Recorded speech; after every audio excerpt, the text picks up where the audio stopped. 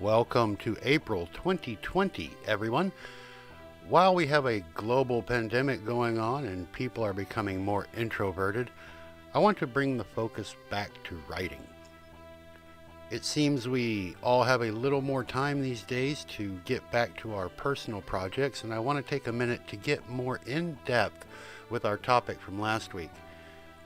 The middle of your novel should be one of the easiest, most exciting parts of your journey.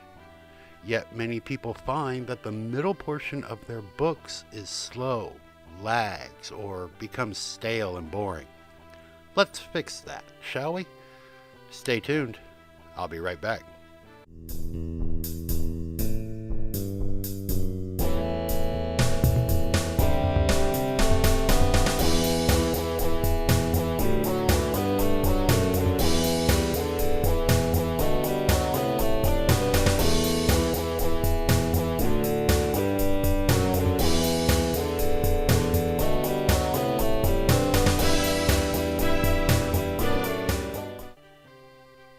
So what is it that makes the middle of the book so fucking boring to write? Well, the truth is that it depends a great deal on you as the writer. However, let me point out something that you may not have realized. No one thinks about the middle of their stories. Not right away, anyway. Think about it for a minute. When you get a story idea, what is it that you concentrate on? Usually you will think about the beginning, that critical opening scene, and you get excited at the prospect of where that story should go. Maybe your idea comes in the form of an ending. You grow wide-eyed and your heart races because you want to get going on the story that leads to that ending. Another common idea generation is a specific character. Maybe you get an idea about a character and want to write a story about them. What you don't do, though, is sit there and think up a middle, grow overly excited, and fill in the character beginning and ending around that. I know it does happen, but let's face it. It is more rare than a nun wearing sexy underwear that has the phrase "dine in" printed on them. The point is, as a writer, we are seldom in a spot where we are constantly excited about the middle of our stories. Sure, the conflicts between the antagonist and protagonist are there, and sure, the climax scenes are always fun to get to and write. But, if you are honest with yourself, you will admit that the remainder of the middle, that bulk of your story, is something you get through rather than get excited about. Your book is similar to throwing a party at your house. Stay with me, it is. When you plan to have a party at your house, what do? First, you get excited about the idea. You think about all the people that will be excited to show up and take part, and then you get to work. You start with the invitations, to set up an announcement, if you will. When you write the invitations, what do?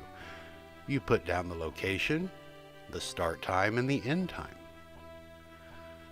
Like writing your book, you get a location, a hook to get people excited, and the beginning and the ending. But there's more. When you begin planning the actual party, you get the house ready.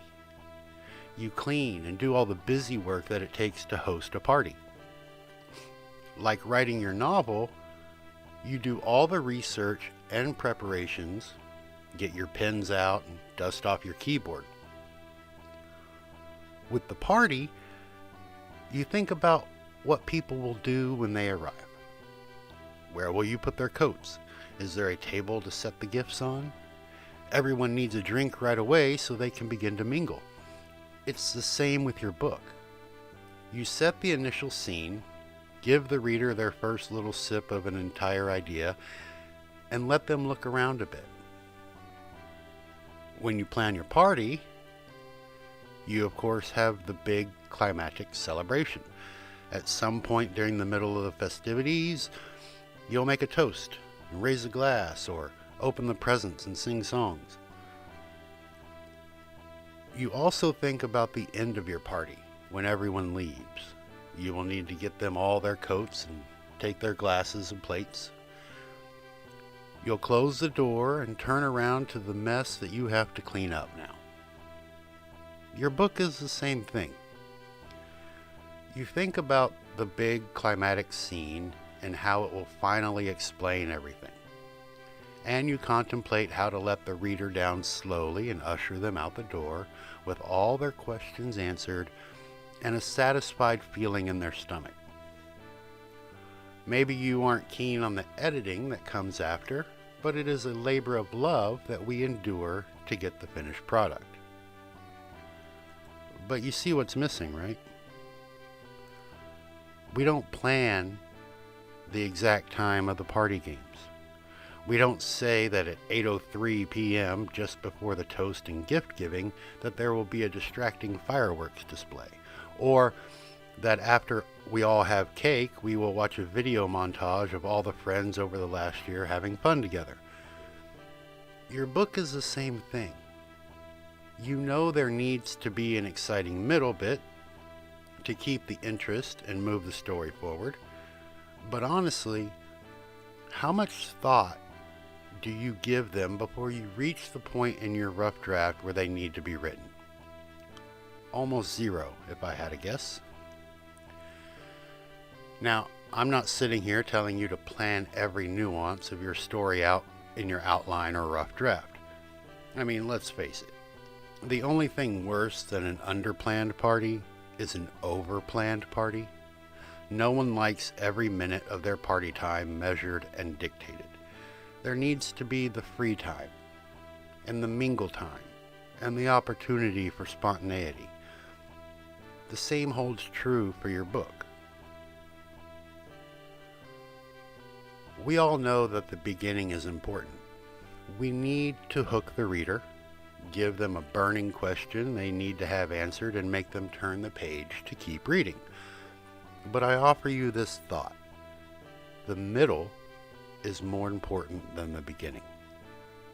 Now, agents and publishers may disagree with me, but I don't think the readers do.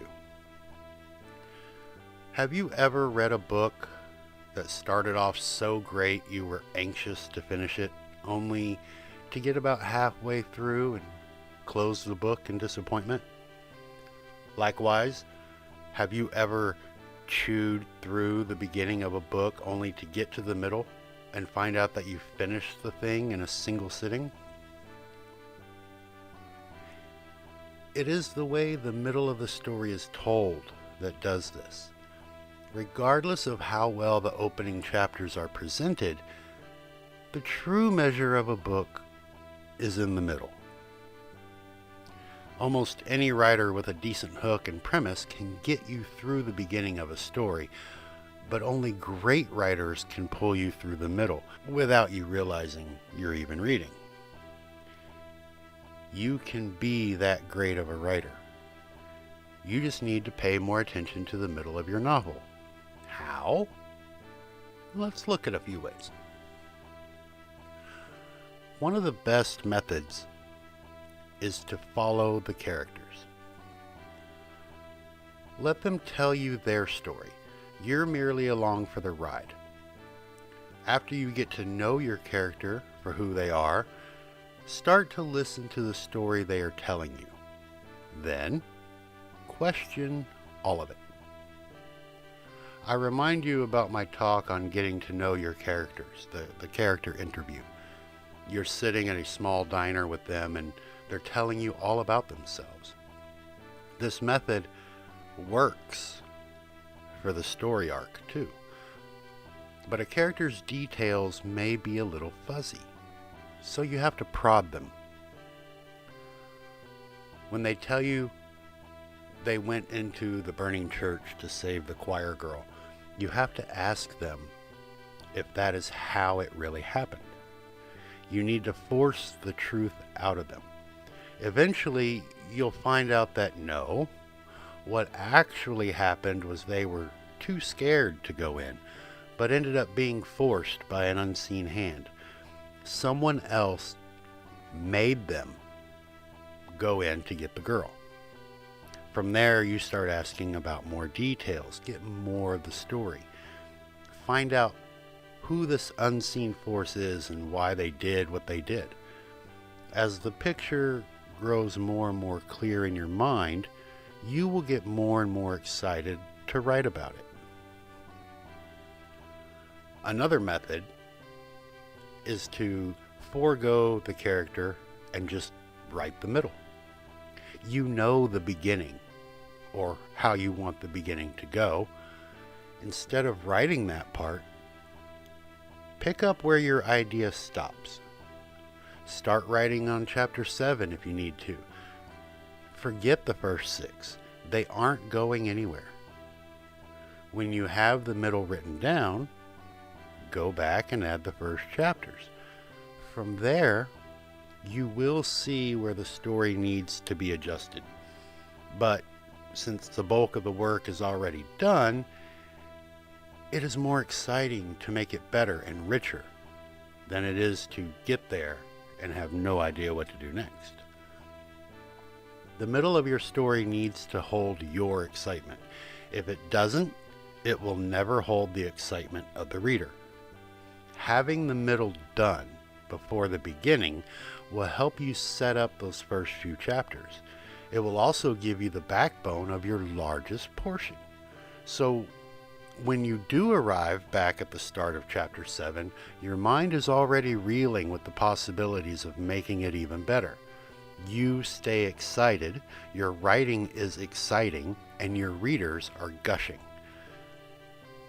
Don't stress on the middle of your novels, kids. Make it more of a focus, and you will find that the entire process moves faster. You won't have to worry about linking your beginning and ending anymore. Instead, you will wonder if your first and last chapters are good enough to hold up the middle. And that is where you want to be as a writer. I will leave you with those thoughts to ponder. Until next week, have fun. Write words.